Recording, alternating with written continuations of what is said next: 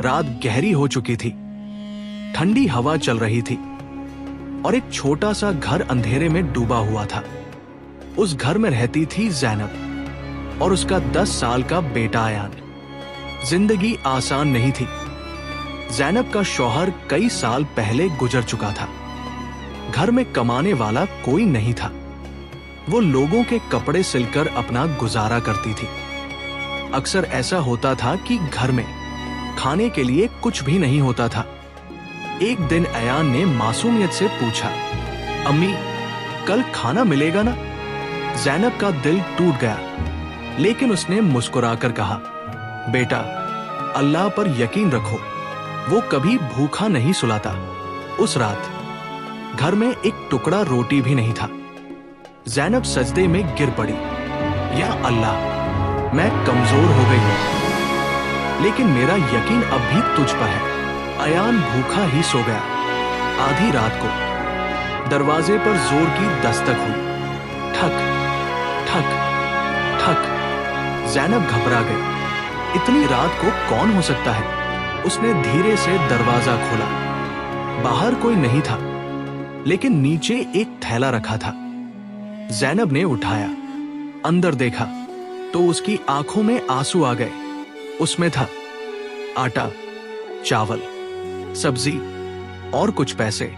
ज़ैनब रो पड़ी। या अल्लाह, तूने फिर मेरी लाज रख ली। सुबह अयान खुशी से बोला, अम्मी, अल्लाह ने सुन ली। ज़ैनब मुस्कुराई। बेटा, अल्लाह हमेशा सुनता है, बस यकीन होना चाहिए। लेकिन कहानी यही खत्म नहीं होती। कुछ दिनों बाद ज़ैनब बीमार पड़ गई, इतनी कि उठ भी नहीं पा रही थी। घर में फिर से तंगी आ गई।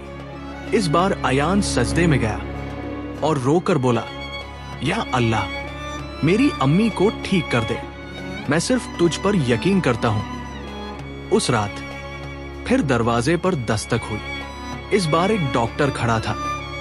क्या यहां ज़ैनब रहती हैं? अयान हैरान रह गया। जी, डॉक्टर ने कहा, मुझे किसी ने भेजा है, कहा यहां एक मरीज है।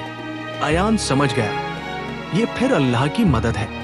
डॉक्टर ने इलाज किया, दवा दी और कुछ पैसे देकर चला गया। कुछ ही दिनों में ज़ैनब बिल्कुल ठीक हो गई। उस दिन ज़ैनब ने अयान से कहा, बेटा, याद रखना, जब दुनिया के दरवाजे बंद हो जाते हैं, तब अल्लाह के दरवाजे खुलते हैं। अयान मुस्कुराया। अम्मी, अब मुझे पूरा यकीन हो गया है। अंत उस छोटे से घर में आज भी दौलत नहीं है, लेकिन सुकून है, क्योंकि वहां अल्लाह पर यकीन है। सीख, जो इंसान अल्लाह पर पूरा यकीन रखता है, अल्लाह उसे कभी अकेला नहीं छोड़ता।